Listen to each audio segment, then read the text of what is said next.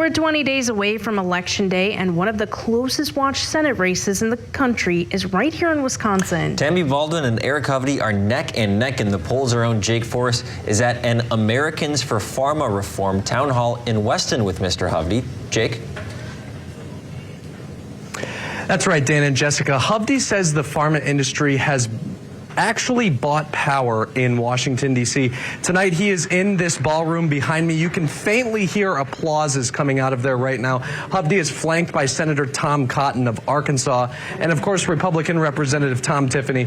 And all three have opened up on what they say has been a takeover of Washington by the FDA and the drug lobby. Hovde also spoke on his own experiences with multiple sclerosis and discussed the prices of the drugs he takes for it that he says have surged from $6,000 to $60,000 a year since he began taking it in the 90s, so that we know that many issues will be on the minds of voters this fall, but it seems that Hovde is taking his approach to trying to crack Big Pharma very seriously as the election is now just 3 weeks away, guys. And thank you, Jake. Hovde's opponent, Senator Tammy Baldwin, was also in central Wisconsin today. She stopped by Sioux Ginseng Farm in Wausau. The visit was part of Baldwin's Working for Our Families tour to emphasize the stakes of this year's election. While speaking to the media, Baldwin discussed the impacts of the Trump administration's trade dispute with China.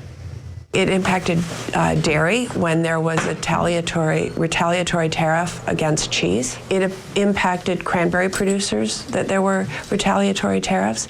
And it particularly hit our ginseng producers really, really hard here in Wisconsin.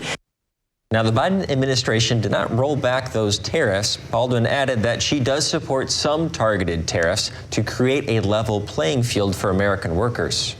But we shouldn't do what is being proposed by Donald Trump, for example, and do massive tariffs on all products. It's almost a sales tax on every U.S. consumer. And so I think targeted are very appropriate. It fights for American workers. Baldwin is the only Democrat in Wisconsin to receive the endorsement from the Wisconsin Farm Bureau Federation.